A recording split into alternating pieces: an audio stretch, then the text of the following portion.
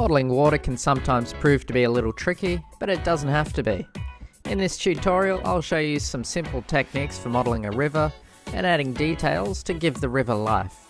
With some careful planning, anybody can achieve a great looking water scene. Let's not waste any more time and get started creating our river. As with all my dioramas, I start by creating a sturdy base. This one is simply a square frame made with pine, and a piece of extruded polystyrene is cut and glued to fit snugly inside the frame. I'm using a polyurethane glue to secure the foam as it bonds well both to the foam and the wood, and due to the expanding quality of the glue, I make sure that whenever I use this particular glue, I weigh down each piece so they don't move as the glue expands and cures. Now that I have my work area, I begin designing. I start with a rough sketch on some paper, and once I'm happy, I transfer the design onto the board.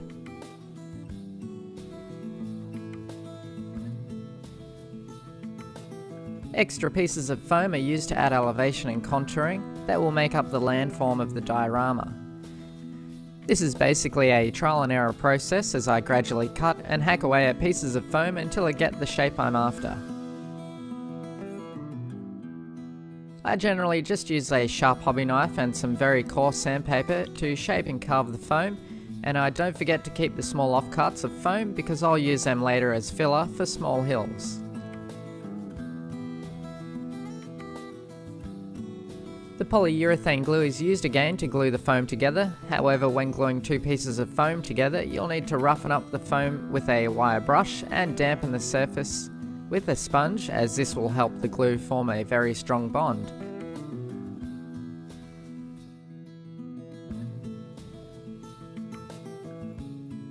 And don't forget to weigh it down to prevent the pieces moving as the glue cures.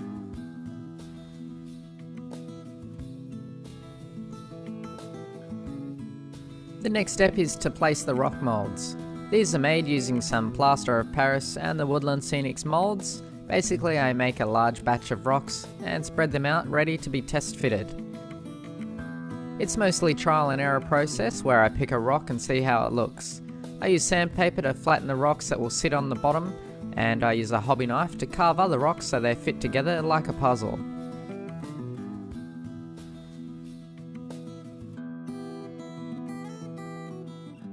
Don't be afraid to break rocks in half to make them fit better. Each rock is held in place with a small amount of hot glue, so they stay in place when I add the sculptor mold later. This area behind the top of the rock face gets filled in with some of those scrap pieces of foam we saved from earlier, and for the even smaller gaps I push some scrunched up pieces of paper into them.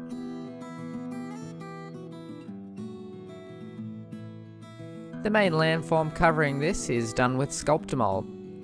It's a very versatile product and does a fantastic job when adding contours and texture to your scenery.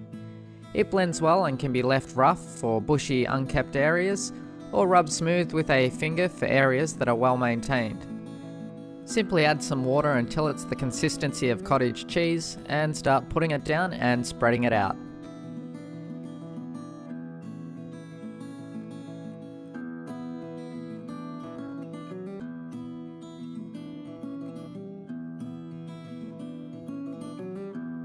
I just made sure to avoid putting it down the middle of the diorama where the river will be going. Depending on how super you made the sculptor mold, you have about a 10 to 15 minute window for using this stuff before it starts to set. Filling in the gaps between the rocks is done with plaster of Paris. Just be sure to wet the rocks before adding the plaster filler, otherwise the plaster won't stick and stay in the gaps properly.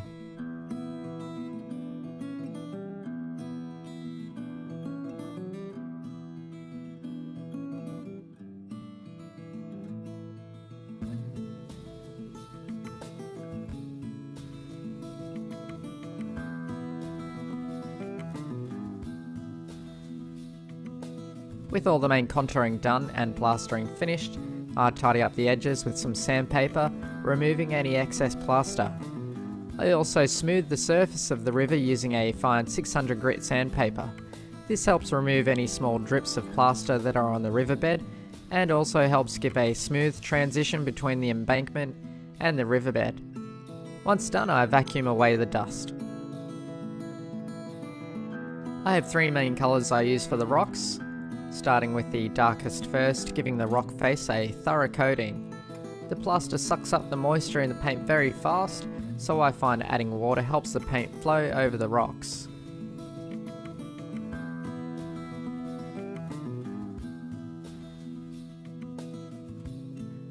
The second coat is made slightly lighter by adding some white, and it's coated across the surface using the flat side of the brush, and that way it doesn't go into the small gaps.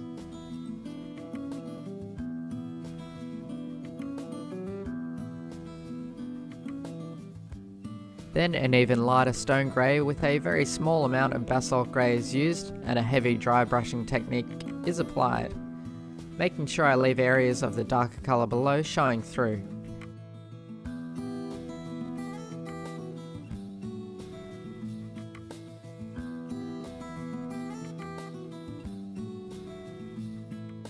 Then finally a light dry brushing of silver grey is applied in a downward fashion, only getting the edges of the rocks.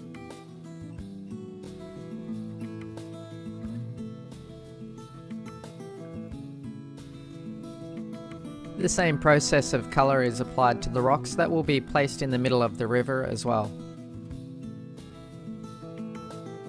The base just below the rock face is painted grey, and the riverbed is painted a black-brown right up to the embankment. This will be blended later with an airbrush.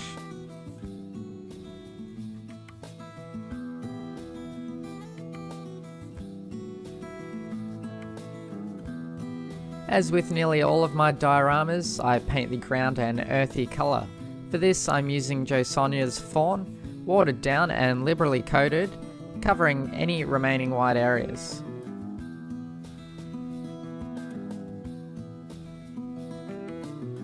For the areas next to the riverbed and the rock face, I apply the earth colour with a smaller brush, and I'm just being a little bit more careful in order not to get paint where I don't want it.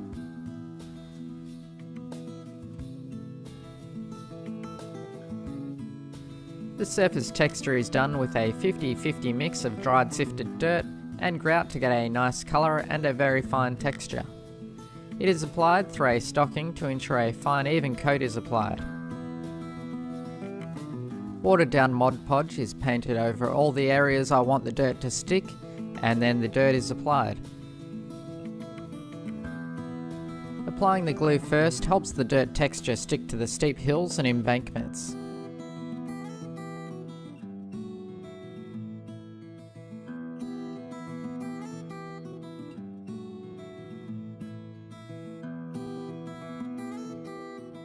Excess dirt is removed from the riverbed and rock face, firstly with the vacuum and then dusted with the brush to ensure no unwanted dirt will get glued to the riverbed.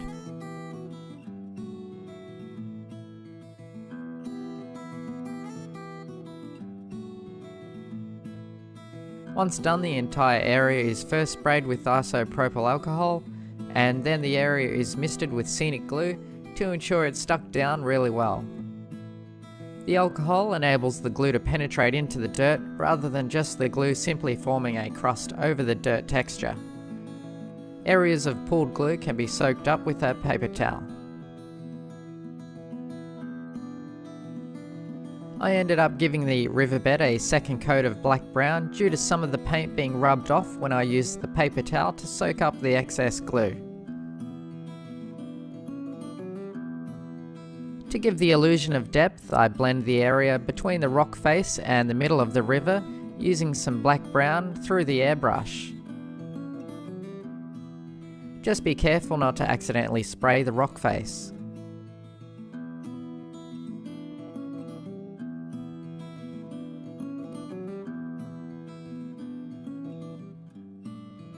The same technique is used to blend the riverbank as well, using tan earth.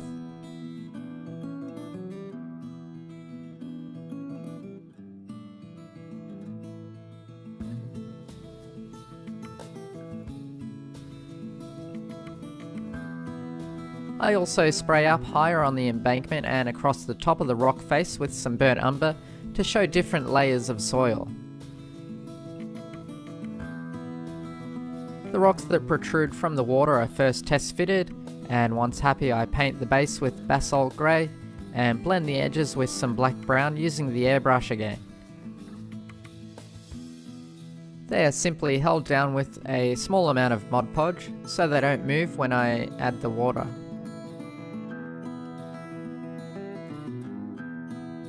River debris can now be added as well.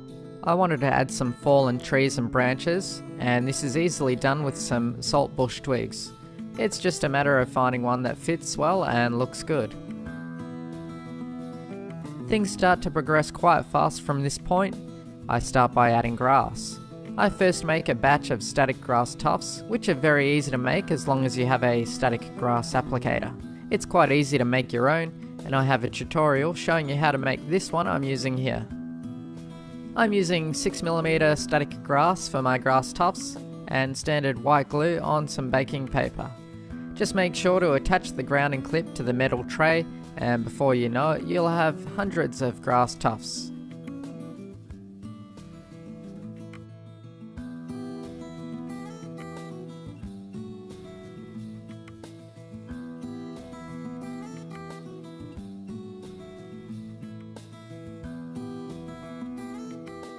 The 4mm static grass is used to blend in and around the 6mm grass tufts, and watered down Mod Podge is used to adhere everything down. I'm deliberately applying the glue quite rough and patchy because I'll be adding additional layers of grass later.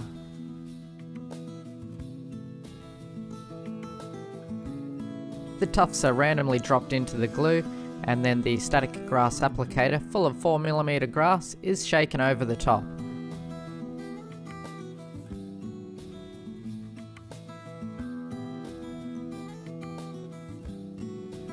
I avoid working on large areas at a time as the glue dries quite fast. But before the glue has a chance to dry completely, I use a piece of wire to gently tease the grass so it's not so uniform and straight.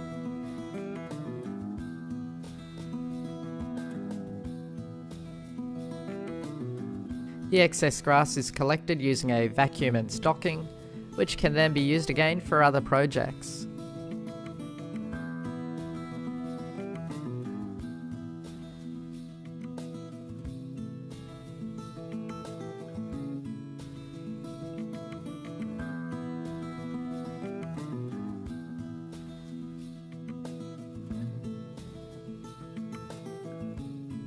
The 2mm grass is used to further blend the transition between the ground dirt and the longer 4mm static grass. It's applied semi-randomly along the edges, however I still make sure that there are some bare patches of plain dirt remaining.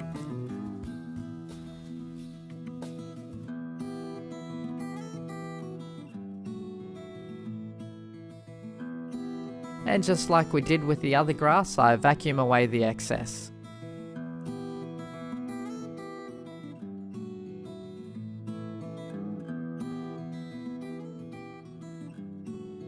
It's hard to get all the loose grass using only the vacuum, so if possible you may need to turn the diorama upside down and shake away all the loose grass. Otherwise you can use the brush attachment on the vacuum to tease the grass and help get all those loose fibres, but just make sure that the glue has had time to dry before using this method. Adding more colour is done with a variety of materials. I firstly sprinkle finely ground dried leaves randomly over the area. This is basically dead leaves found in the garden and put through a blender, then sifted to remove the larger pieces that get discarded. The fine stuff is what I use. I use the paintbrush to press the fine chopped leaves down into the grass. I don't want the chopped leaves to be sitting on top of the grass. Fine turf burnt grass is also used to add pockets of colour randomly over the area, and I also use a small amount of Woodland Scenics earth blend as well to simulate other types of plants and weeds.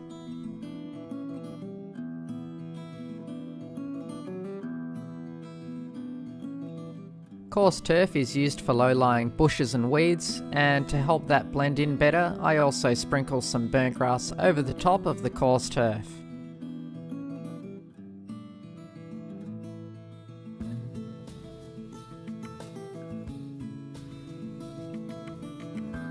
Field flowers can be added using coloured foam. On this diorama, I only added some very small areas of yellow and orange. You need to be careful not to add too much of this, because it really doesn't take much to ruin the realistic look of your scene. Before I glue all of this down, I remove any loose bits of leaves and foam from the riverbed, and from the rock face as well. I further protect the riverbed before gluing by covering it with some paper towel.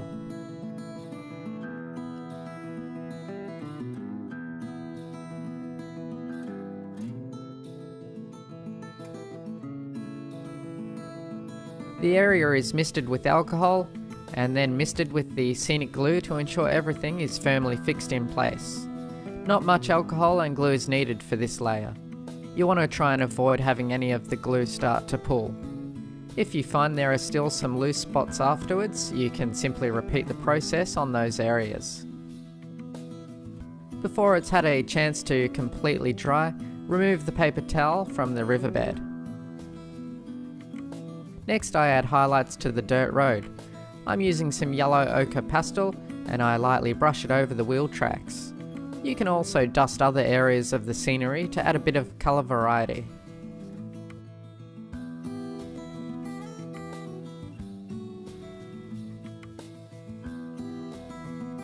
Finally, before I pour the river, I glue the river debris so it doesn't float above the resin.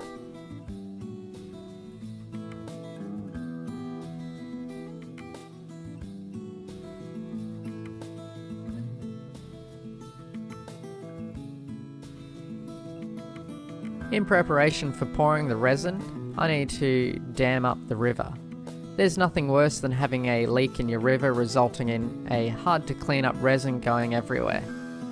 I use masking tape for this, and to further ensure no leaks occur, I apply a bead of white glue around the perimeter of the masking tape. So far, this method hasn't failed me yet.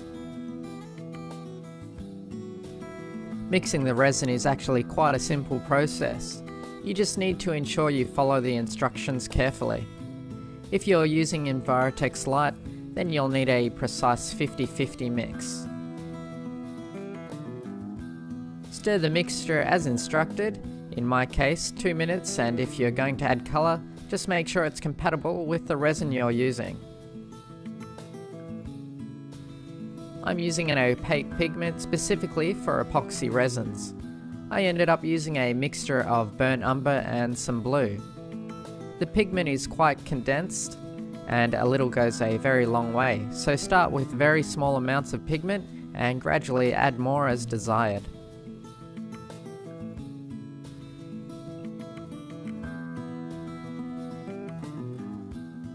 Once the colour has been thoroughly mixed, I pour the resin into a second cup and mix for a further minute.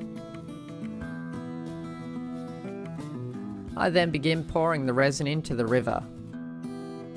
Don't worry too much about bubbles yet, as they are easily removed later.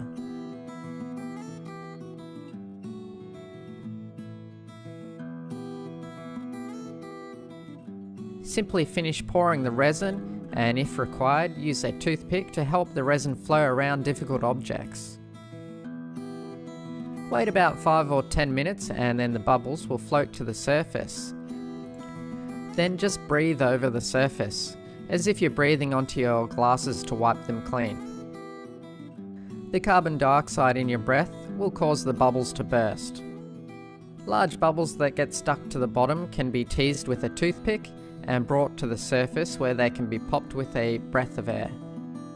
As the resin cures, be sure to cover the area so dust doesn't get stuck to the surface. That is the reason why I haven't added the larger trees and bushes yet. Now just leave it for about a day and a half as the resin cures.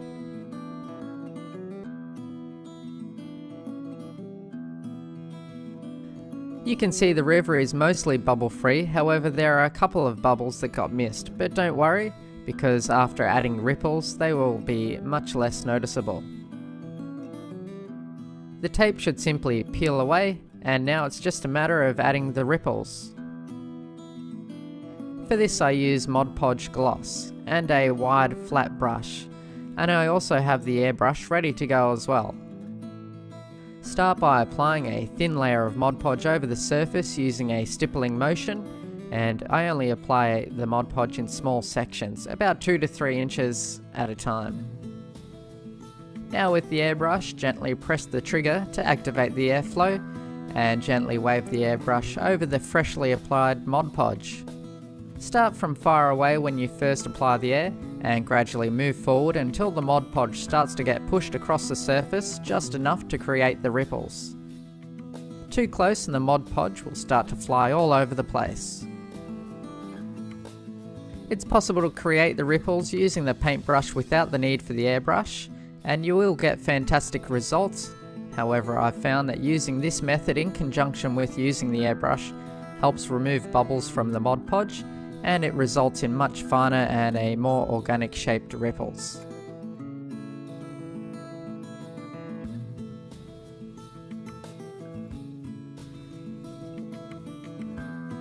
For the areas in tight spots, like near the rocks, I just use a small paintbrush to create the ripples.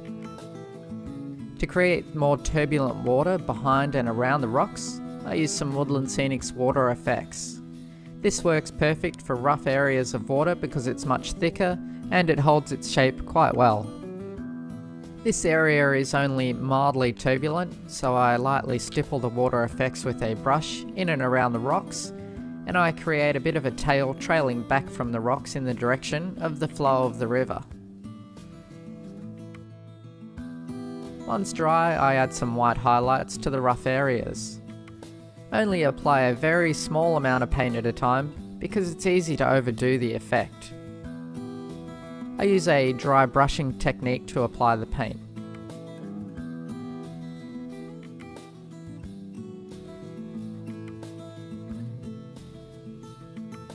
If you do put down too much paint, you can use a wet micro brush or cotton bud to wipe away the excess.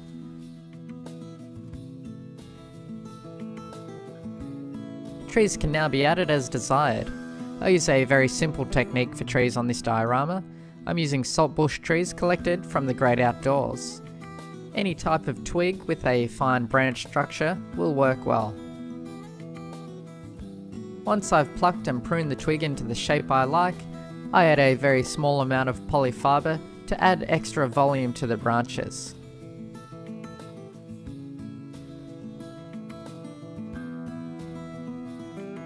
With some spray adhesive, I coat the tree and sprinkle some coarse turf over the top, and then repeat this process until you get the desired volume. And finally, I add a sprinkling of burnt grass over the top to add highlights. This results in a very natural looking tree. Trees are simply fixed onto the diorama with matte Mod Podge by first drilling a small hole big enough to fit the trunk, and then with a small amount of Mod Podge in the hole, I press the tree into position, making sure it's angled appropriately.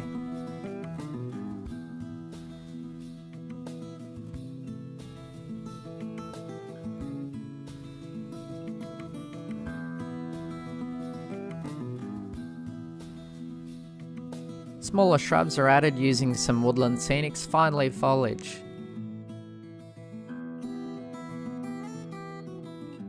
With a dab of Mod Podge, these simply press into the static grass, and that is usually enough to hold them upright. Otherwise, you can create a small hole for them to press into using a pin.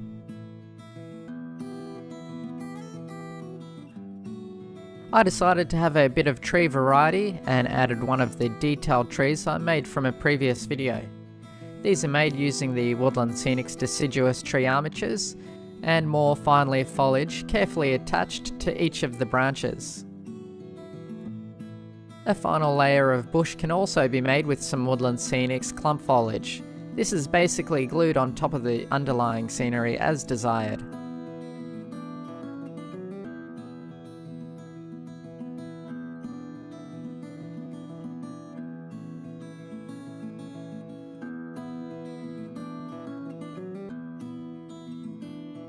Now for the human touch.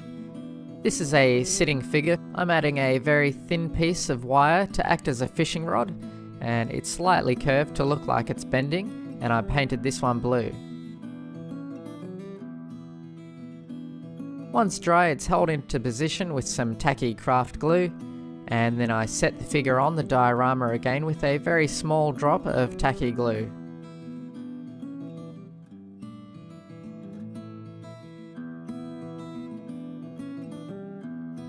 The fishing line is made with a hot glue gun. I'm making use of those stringy bits of glue that usually drive you insane.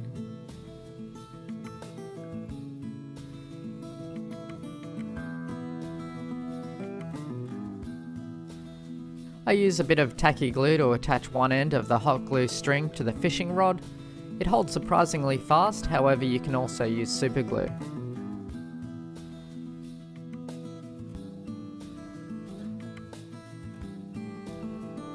Once dry, I trim away the excess line and press it onto the surface of the river. To prevent the line from moving or detaching, I lightly dab some Mod Podge gloss over the end.